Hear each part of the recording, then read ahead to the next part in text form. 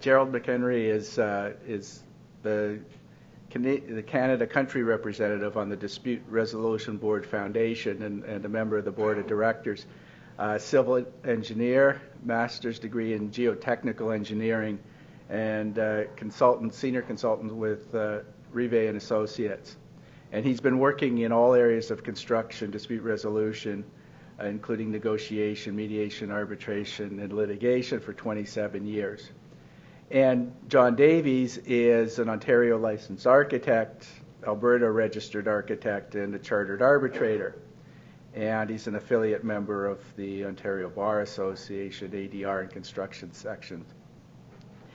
Over 20 years, he's served on and chaired many dispute boards, including some relating to the Hibernia oil development in Newfoundland, and the Library of Parliament restoration project in Ottawa. And he currently serves as the chair of a 3-person dispute resolution board for the Toronto-York subway extension project, which is a huge project in Toronto, where I'm from, and Project Neutral for another $500 million component of the Toronto Union Station restoration project. So they both have tremendous amount of expertise with dispute resolution boards, and look forward to hearing from both of them. Gentlemen. Thank you. Thank you. Well, good morning, and thank you for attending this conference. We wanted to introduce DRBs to the ADRIC because we realize that there's a need to inform people about the use of DRBs in Canada. It's a concept that some of you may not be entirely familiar with, and hopefully at the end of this conference you'll have a better appreciation of it. The last time I was in Calgary was just at the end of May. I came in to run the marathon here. I'm hoping that this experience will be a little bit less grueling for both of us. Okay, so DRBs. Thought I'd give you just a brief introduction as to what we will be discussing. First, a few words about the Dispute Resolution Board Foundation that I'm a representative of. Then we'll discuss DRBs quickly. What are they? Who's using them and where? I'll give you some U.S. and Canadian examples, and we'll talk about the costs, the benefits, and the resolution rate. Okay. So the DRBF is an International Association of Construction Professionals. Was formed in 1996 to promote the use of DRBs, and it resulted from the first DRB took place about 40 years ago in a tunnel in Colorado. And this year at our annual conference, we celebrated that event. So there's over 900 members throughout the world, 60 countries, about 400 of these in North America, and it's a non-profit organization. Everybody's a volunteer trying to promote a better way to resolve disputes in the construction industry. The objectives is one of education, offering training for the people attending, for the users and the members. And we also publish a practices and procedures manual that I brought a copy of. So what is a DRB? We like to think of it as a common sense, real-time approach to issue resolution. And it's the construction industry's alternative to arbitration and litigation. Why do I call it common sense? Because it's a panel of basically 3 wise men that are very experienced in the type of work for which the project is concerned with. Usually a lot of heavy infrastructure projects for bridges, roads, hydroelectric projects. The members of the board are respected by their peers. They're approved by both parties, and they're chosen because they're known to be objective, neutral, impartial in their approach. Also, these members should have no conflict of interest and even any perceived conflict of interest. So we sign a three-party agreement, much like an arbitration convention, that obligates each member to serve both parties. And although they may have been nominated by one party, that nomination is quickly forgotten, so that they work to be independent and objective in their analysis. And we also have a code of ethics that's followed. Why do I say it's a real-time approach? Because the objective is to review and resolve the disputes as they arrive and not wait to the end. So before you see that typical timing with a construction dispute is that during the construction the contractor encounters a problem. He gives a notice to the owner that there is a problem, that he's going to be making a claim. Often that claim is not submitted until the end of the job, and then it might take several months and years before it's resolved through mediation or arbitration or litigation. The idea with the DRB is that we try and resolve it during the actual construction period. And how is that done?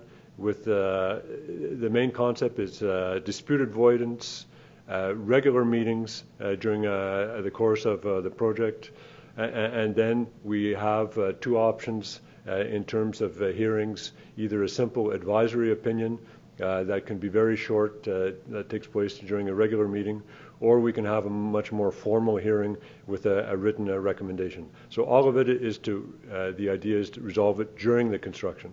So here we compare the two, and you can see that from the dispute resolution point of view, it's much faster with the DRB, and that's the principal objective. Okay. So again, what is the DRB? So panel selected after the contract award and even before the construction begins, before any disputes actually take place. So who are the members of the board? Generally it's engineers with a lot of experience. Sometimes the lawyers are the chairman. And in the past, DRBs were developed because the parties wanted to keep the lawyers out of the discussion from making it overcomplicated. But now, in the last 10, 20 years, there are many lawyers that have a lot of experience in construction, and they serve very well as chairman of the DRBs. So what is the best practice? How does somebody get nominated? Well, generally, from what we've seen, the best practice is to have a roster of approved candidates that both parties can pick from. So that would be typically an owner would, over the years, develop a list of people that they know and respect that have been working in the industry, whether it be bridges or whether it be for hydroelectric projects, whatever. And they have this list that both parties can pick from. And that doesn't mean that the names are cast in concrete. If a new contractor is nominated, he can actually suggest other names to be added to the list. That's the best practice, but the most common practice is what we see often for arbitration, where each party nominates one DRB member, and the parties approve and reject each other's nominee. That's something that's a little bit different. Both parties have the right to refuse any other nomination by the other party. So it's a mutual agreement of the parties. Okay. So the DRB is provided with the contract documents and becomes familiar with the project and participants, monthly updates. They basically stay up to date with everything that's happening during the project. One of the key aspects of the DRB is that they meet on the site at regular intervals, 1 to 3 months, and participate at regular owner meetings. This is where the dispute avoidance aspect comes in, because the DRB, because of their experience, they try to encourage discussion, cooperation, and proactive avoidance of the disputes during these meetings. It's probably one of the most important aspects of a DRB is that it's very informal. We try and sit down with the parties and we ask them what's keeping them up at night, preventing them from sleeping, what are the problems, and we try and project down the line where we think some of these problems might be going and how we're going to try and prevent the disputes. Okay? So proactive dispute avoidance, the DRB is stays up to date with the correspondence, minutes of meetings. Before coming to the meetings, the DRB is aware of the problems. They're going to be asking probing questions based on their experience to the panel to identify potential or real problems. And we're going to monitor the evolution of these issues with respect to notices for claims, for potential delays, things of this nature, and ask the parties, what are you doing about it to resolve these disputes as the project goes on. Okay? So it's not a question of waiting to the end of the job. It's identifying the problems and taking much like a risk management approach to these problems to try and prevent them from becoming more serious problems. And despite the dispute avoidance aspect, there's also some problems can't be resolved just quickly through cooperation between the parties. So disputes arrive, and there's two approaches to resolving those. One, in the case of a simple dispute, the parties can make a presentation to the DRB in an informal way, maybe just 1 hour on each side, explain the problem to the DRB, and then we'll listen to that, ask questions that we have to, and then caucus, come back after an hour, and make a recommendation to the parties how to resolve that issue. That's good for simple disputes. Sometimes in construction, the disputes can become quite complex, and it's necessary to go to a more formal hearing with a written recommendation. So the parties will prepare a list of issues. They will submit position papers, both at the same time. They'll both submit rebuttals, and then there'll be a hearing. We call it a formal hearing, but it's a lot more informal than an arbitration might be. The simple procedures, there's no discovery beforehand. There may be expert witnesses, but there's no cross-examination.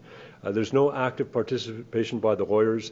Actually, it's the DRB members that are asking the questions in order to properly understand the position of both parties. Then after that, we'll write a recommendation. So the recommendation is generally, it's written, and a particular aspect of DRBs is that generally it concerns just the entitlement. The quantum is a much more difficult issue for both sides to prepare. It takes a lot of time. Sometimes nobody knows really what the quantum is going to be at the time the problem arrives, so it's left to the end. So it's the recommendation is based on entitlement, and basically we just turn it back to the parties and we say, okay, one of you is right, one of you is wrong. You have to go back and work out the cost between you. Often the recommendation is non-binding, and you might ask, well, what is the benefit of that? It's because it becomes a much more flexible process. The lawyers for the owners and for the contractors generally prefer that it be a non-binding type of recommendation. It gives the parties more flexibility in terms of how to deal with it. One of the kickers with the DRB process is that the recommendation should be admissible as evidence later in arbitration or litigation. So you have this experienced body of panel of 3 people known to be independent. They were approved by both parties. They lived the project. They listened to the parties in their formal presentations, and they made a recommendation. So you can imagine that if a judge would find out that this DRB existed and the experience of the parties, and they made a written recommendation, he's going to be very interested in getting a hold of that because he may not have the same experience himself in tunnels, in hydroelectric projects. So he's going to want to know how these very experienced people saw the case and made a recommendation on that. And one thing also that we should remember is that all the recommendations must adhere to the contract. So the DRBs do not rewrite the provisions of the contract, no matter how tough or unfair. So there's no, there should not be any question of natural justice or equity. The DRB should not impose their interpretation of what might be fair to the contractor. It's all within the four corners of the contract. Okay? So how do DRBs fit with the other dispute resolution processes? Perhaps the easiest way is if I just show you this little graph. And you can see I've indicated here this dispute resolution continuum where we have on the left axis an indication of where the parties are in more control, where the parties are in less control, and the actual cost. Low cost resolutions to the left, high cost resolutions to the right. And we can see that the dispute avoidance aspect of DRBs falls in there right after negotiation, partnering, and facilitation. And then when we get to the point where there's actually a decision that has to be made, the DRB process would follow in the same domain as early neutral evaluation, joint experts, and a little bit before mediation or a mini trial. Far away from the red zone would be the arbitration and litigation. So what type of projects are using DRBs? Well, very complex projects that have high cost, lengthy duration, where there's a risk of a delay, cost overruns, risk of litigation. So a lot of big infrastructure projects, highway, bridges, power plants, things of this nature. Okay. Typically for construction projects over $10 million, but there's a need for a single person DRBs, which we call a dispute resolution advisor for smaller projects that are in the range of $3 to $10 million. And my understanding is that if you wanted copies of these slides, that they're all available on the website. So any of these notes that you see here, you'll be able to get your own copy of it. Okay? So who's using them and where? DRBs are very popular in the U.S. There's been over 2,000 projects since 1986. On average, there's about 100 projects per year that have them. In Canada, the situation is quite different. I did a bit of research, and before 2010, there was about 12 different cases over a period of about 14 years, and most of those were DRBs were used by the Toronto Transit Commission on some of their subway projects. But over the last 2 years, there's been a real upsurge in the use of the DRBs. I like to think that's part of our efforts to try and promote the use of DRBs. And right now, there's 14 to 15 cases going on. It says 14 here, but the numbers add up to 15 on the bottom. Most of the hotbed of the activity is in Toronto with 10, Vancouver with 2, and Quebec has got 3 sitting DRBs right now. I'll very briefly just give you an idea of what's happening in the U.S. There's a lot of use of DRBs for different departments of transportation. California, Colorado, Washington, you name it, they're all using DRBs for their highway projects. This gives you a good idea. Florida is has been using DRBs and swears by them for the last 20 years. But also Washington State, California, Massachusetts, they're very popular. Okay. I'll just speak about Florida. So there's a DRB on every project for $10 million. There's 20 to 30 DRBs per year. And the rate of success is about 95%.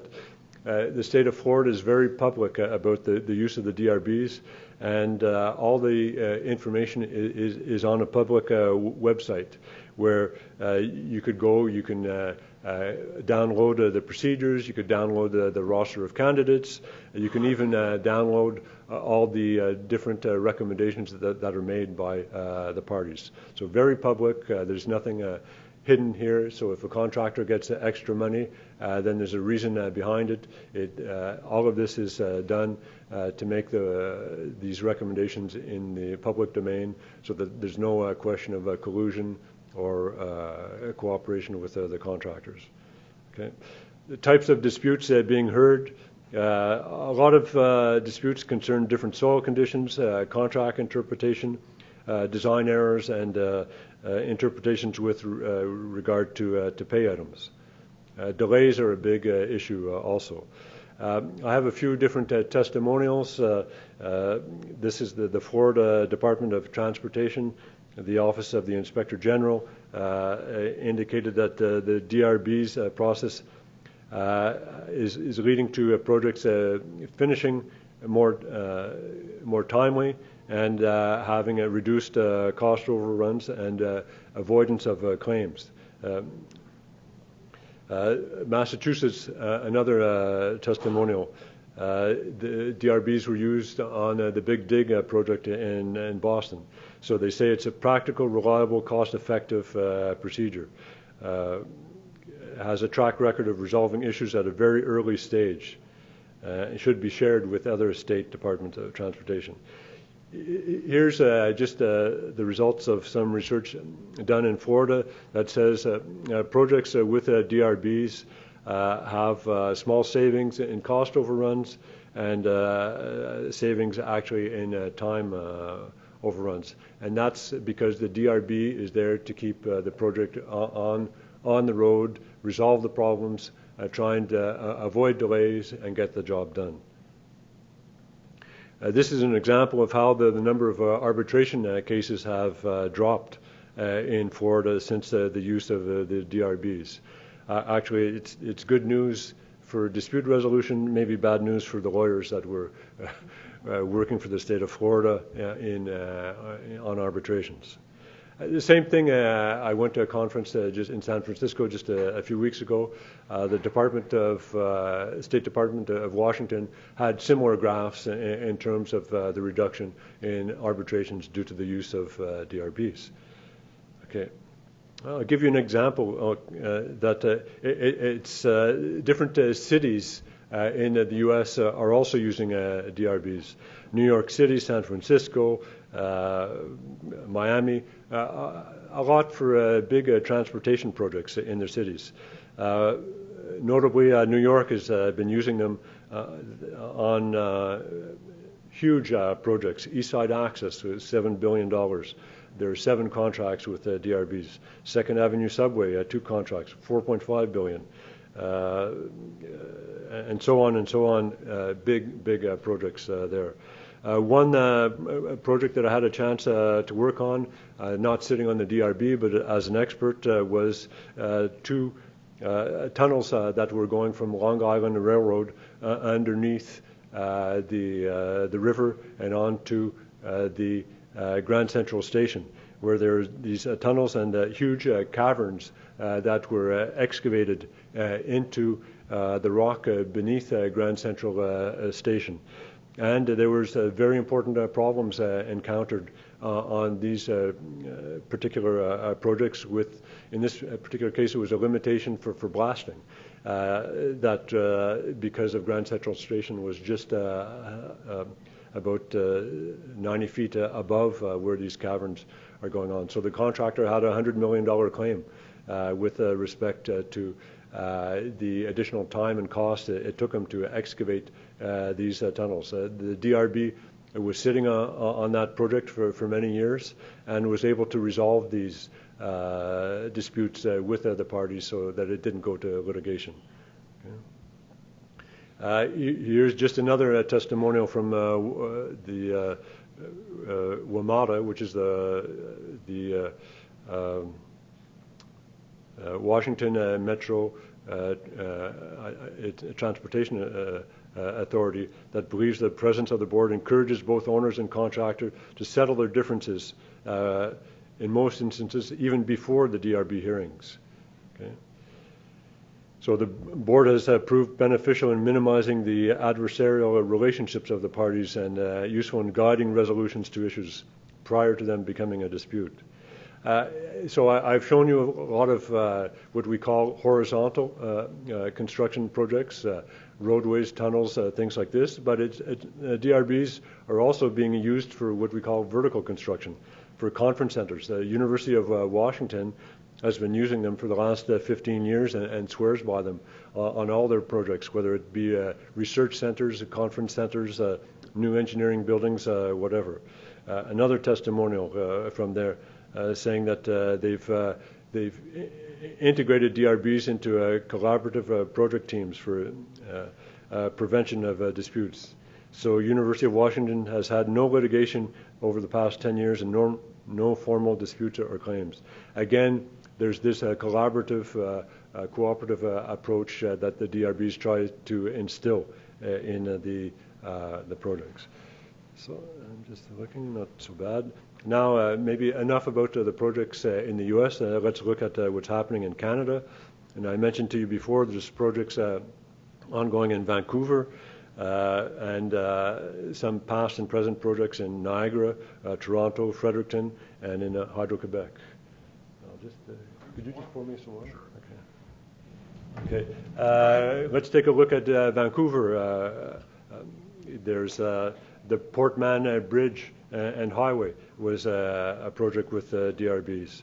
There's also at Port Mann, there's another tunnel going underneath the river that has a DRB sitting on it right now. There's also in the Vancouver area, there's a big water tunnel between Seymour and Capilano that had a DRB on it that was resolving problems with respect to rock conditions. Okay. I had the chance to work on a big tunnel in the Niagara area. It was a 10-kilometer long tunnel that took the water from above the falls to power station below 10 kilometers below the falls. On this particular project, 25% of the way into the project, the contractor encountered severe change conditions with respect to the rock. The contractor was facing huge delays. He estimated to be 2 years. Cost overruns in the hundreds of millions of dollars. Liquidated damages of $250,000 per day. If the problems weren't resolved, the contractor was going to either leave the project or be terminated by the owner. The DRB was able to intervene at an early stage, 25% of the project advancement, and make a recommendation to the parties that the change conditions are real, it's not made up, and that additional compensation is due to the contractor. And at the suggestions of the DRB, the project value, the contract value, changed from $900 million to $1.6 billion on this project, and they finished late, 2 years late, but they finished the project. Had the contractor been terminated, then we would have faced years of litigation, and the cost would have easily doubled what actually happened, and that's because a new contractor coming in would have bid much higher to finish the work. So the DRB was very successful on this job, and an important aspect of the DRB's role in this particular case, they provided an independent third-party recommendation that served as a political cover to the government. in this particular instance, because when the project got announced, the government said that it would be finished on time at no extra cost to the taxpayer, and it wasn't the case. But they were able to point to the DRB as being independent and panel of wise men making this recommendation so that everybody agreed that additional compensation is due, and it was settled without litigation. Okay? So TTC in Toronto, in the past they used the DRBs 1996 to 2002 for one of their subways extensions, and I think that was in the past, but I'll bring up some more slides in a minute about how they're using it today.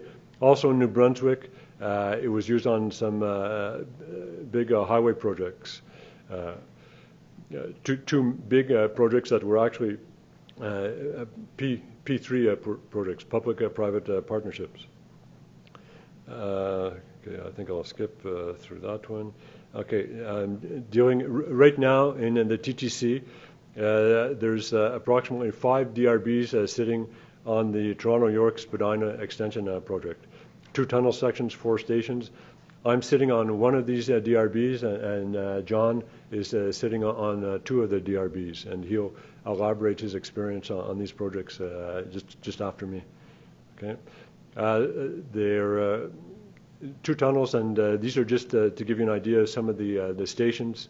Architecturally, they're quite complex, and that's why John was chosen to sit on our panel of experts, which we try to mix up the expertise.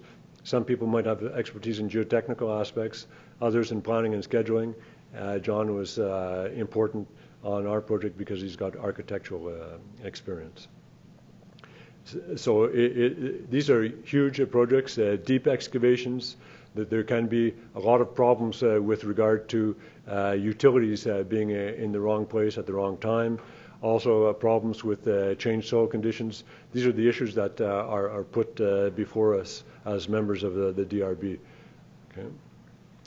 There's, you may have heard of this big LRT project in Toronto. It has 2 tunnel sections, and then I think 25 different stations. The tunnel sections had DRBs, and I'm not sure what's happening right now with the station project. That's a contract that was just let for $3 billion.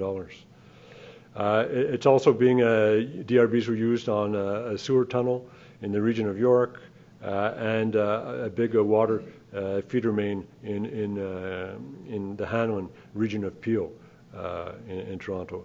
In Quebec, Hydro-Quebec is using DRBs on this Romaine River project, where they have 3 different sites of new powerhouses being built. And the DRBs are sitting on the concreting of the powerhouse. So deep excavations, a lot of concrete that go in there, and the DRBs have been successful to date, and now in keeping these projects out of litigation. So let me just quickly I think wrap up some general conclusions about DRBs. The track record of success is very high. The resolution rate, according to the DRBF, is over 98%. What does that mean? This means that on projects with the DRBs, how many disputes did not go on to arbitration or litigation that get solved. Okay? That's success is due to dispute avoidance and the popularity of the acceptance rates of the different recommendations. So why do they work? They promote open communication, trust and cooperation. They focus on early identification of the problems. They minimize the posturing, and neither party wants to suffer the loss of credibility by submitting claims with no merit. In fact, on over 60% of the projects with DRBs, the parties do not even submit a dispute to the DRB because they know that they have an experienced panel in front of them, and if there's any fluff or claims that have no merit, they're going to be quickly rejected. So they're very careful as to what gets submitted. There's a mutual desire to stay out of court. It's an impartial third-party evaluation by experienced people. And sometimes, not all the recommendations are actually accepted by the parties. They can be rejected, but more often than not, the recommendation serves as a basis for a final negotiation between the parties to resolve the dispute. So when the DRBs don't work, well, in some cases, for instance, part of the Big Dig work in California, there's some very complex procedural rules as to when a dispute can come before the DRB, meaning that first of all it gets reviewed at a low level, the project level, then there's a second level of administration that reviews it, then it goes to the head office, and you get the legal department that reviews it, and then it can go on and on several different levels, and it just takes forever before it becomes considered a dispute, at which point it can be presented to the DRB. So that lengthens the process, and DRBs have more difficulty in working on those projects because the problem never comes to them. There can also be, if the parties lose confidence in certain members of the DRB because of perception of partiality, then the DRB might not work. And that's why it's so important for the members of the DRB to alleviate any misunderstandings with regard to being partial. So we try to avoid any ex parte communications. The only communication goes through the chairman. The other members don't talk to the parties. Even the party that nominated that member, there should be no further communication during the course of the project with that DRB member. And then sometimes a board member or chairman might just be too busy or not qualified for the nature of the dispute. This has happened before in the past. On one of the DRBs for the Toronto subway project, the chairman of the panel was just too busy. Very unfortunate. He was involved in the Panama Canal project. It just occupied all his time. He wasn't able to devote much time to the Toronto subway project, and it fell apart. He wasn't responding to emails. He wasn't writing his recommendations, and the parties lost confidence in the DRB, and they disbanded it. So that's a case where that happens. So I think it's up to the DRB panel members not to take on too much work. Okay, so how do we avoid these particular problems? Simplify the procedures to get to the board, and we need to choose the board members carefully. I know everybody's interested in what are the costs of the DRBs. I've done some simple calculations for you. On average, we could say engineers go for about $250 an hour. The lawyers could be much higher than that, I realize that. But let's say there's 3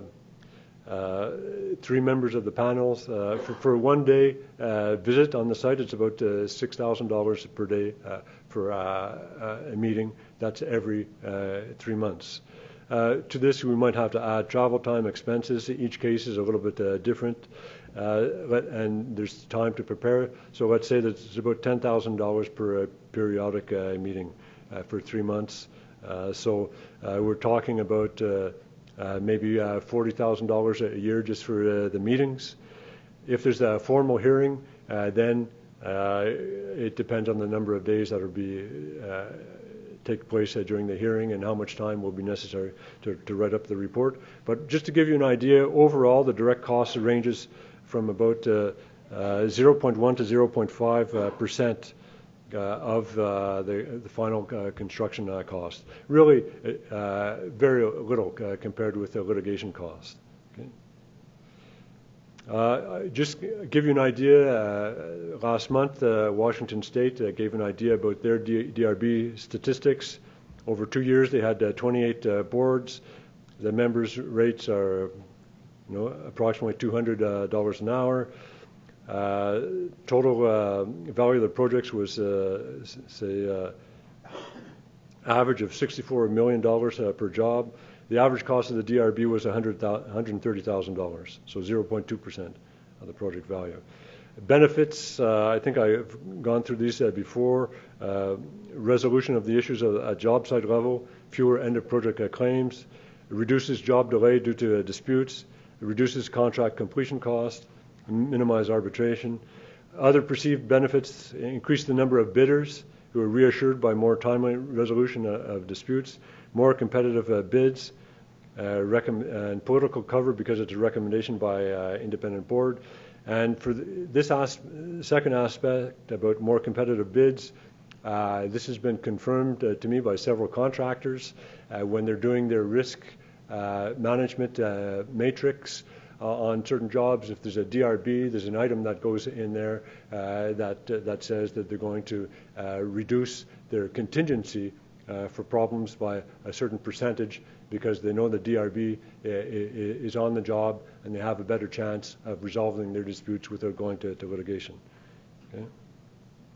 So from my point of view, the DRB process works and it works well, simple, flexible, objective, neutral recommendations, very successful. And if you want more information, I have on the slide how you can contact the DRBF.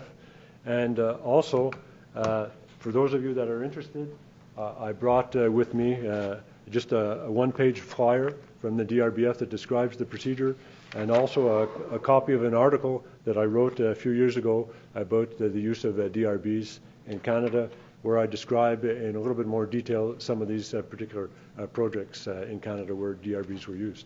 So now I'll pass the floor to John. Thank you, Gerald. My experience basically on DRBs, I'll talk about two that have been involved in Toronto. The first one was one of the stations on the new subway system, and that started off in an incredibly hostile mood. People were at each other's throats over the boardroom table, and they were ready to do battle. The first meeting we had basically was we managed to soothe all of the characters into being intelligent about the problems that arose. We went every 3 months to our meeting. We reviewed the site. We looked at all of the trigger issues, things like the number of requests for information, the number of change orders, the evaluation of shop drawings and the processes and all of these things, and identified where the problems were and where the streamlining could take place to expedite the work.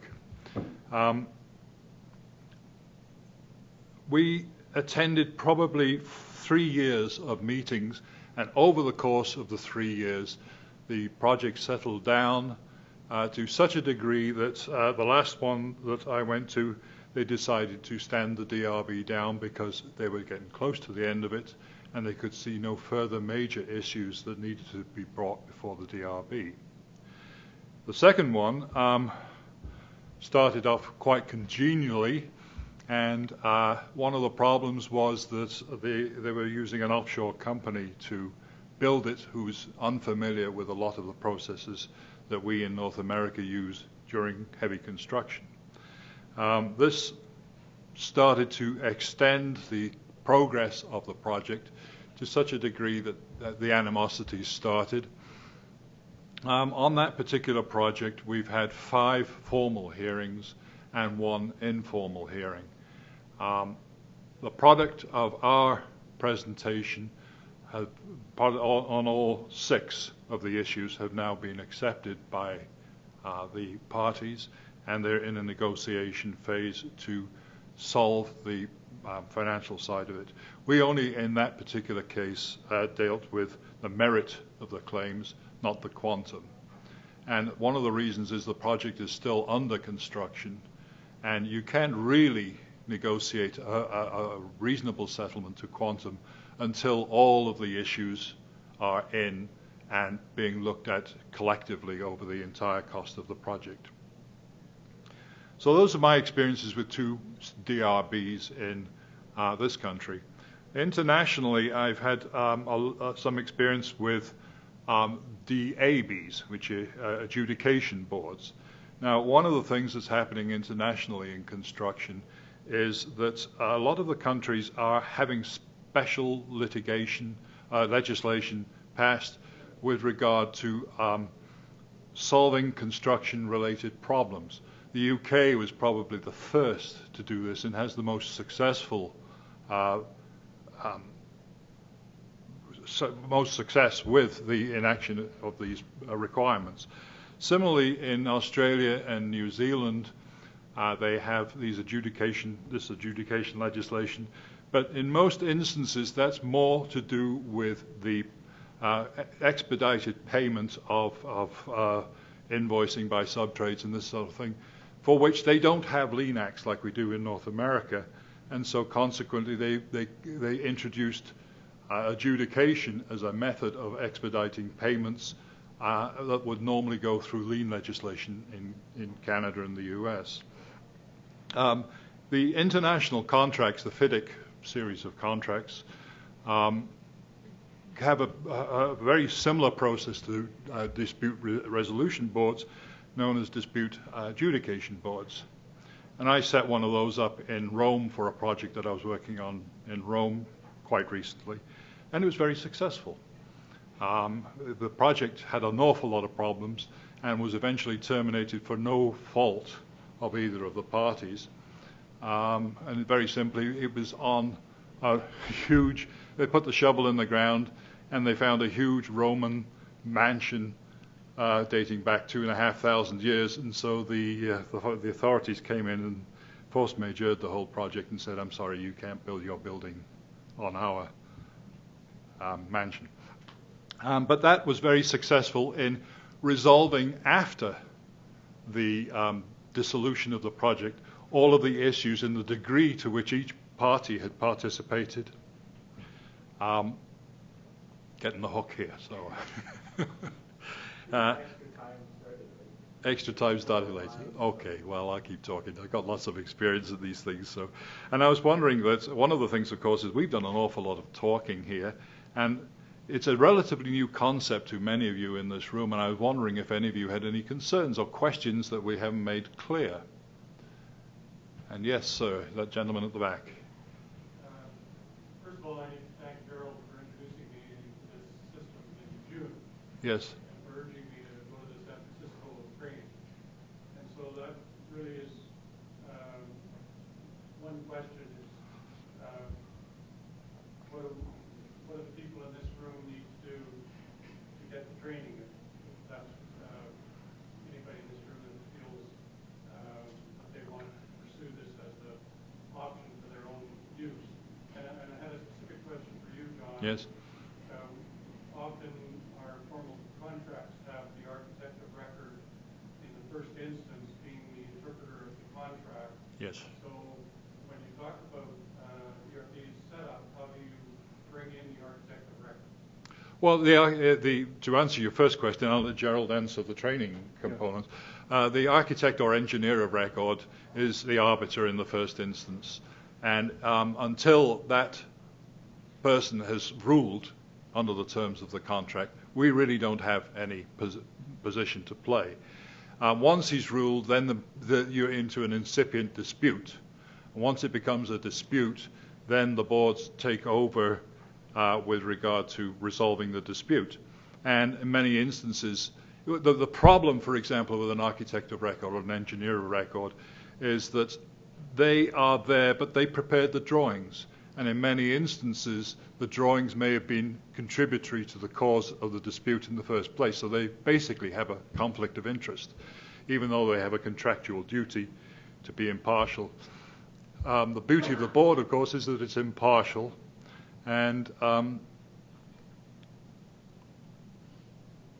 you get an impartial evaluation of the engineering or architectural issues that are really essential to each of the success of each of the parties' positions without this sort of cloud of prejudice or bias or that sort of thing. So that's where I found we're very helpful under those circumstances.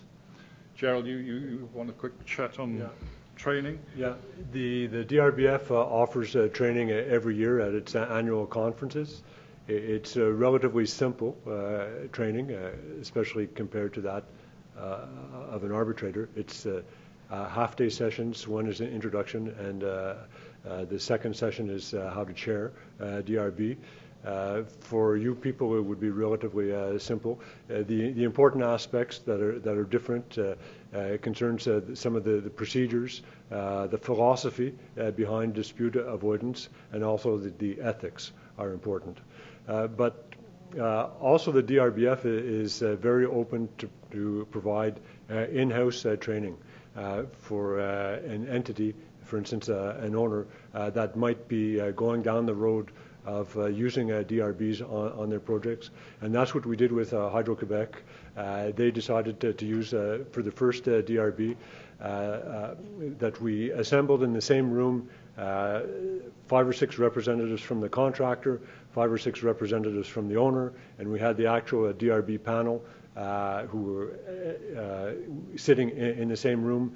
Everybody took the same training so that everybody was on the same page with respect to how things were going to operate and what to expect out of the DRB. So that's another option for the training. Okay. The difficulty after that is how to get named to a board. First of all, it depends on the frequency as to how many DRBs are being used. In Canada, we're trying to promote the process. Say, for instance, if the Department of Transportation here in Alberta were to decide to go that route, then it would be important to develop DRB members in the local area so the DRBF could come in and make a public introduction to DRBs and train the people necessary for these projects. Hopefully that answers the question. So one of the other things too is that DRBs in general are non-binding and are advisory in their nature. But that doesn't prevent the parties, when they feel they have a real problem, to request it to be binding before the hearing, in which case we would prepare a report and make it binding. The difference in the DABs, the international ones, is that they are binding in the interim, subject to a period of time, but it's 30, 60, 85 days or whatever it is. And during that period, the one or other or both of the parties can appeal the finding and either have it revisited or set it aside to arbitration or mediation or litigation at the end of the project. So there's a slight variation between the two systems, but all in all, there's a sort of a general, for example, I was an expert determinator on, pardon my best wishes to Arnold there,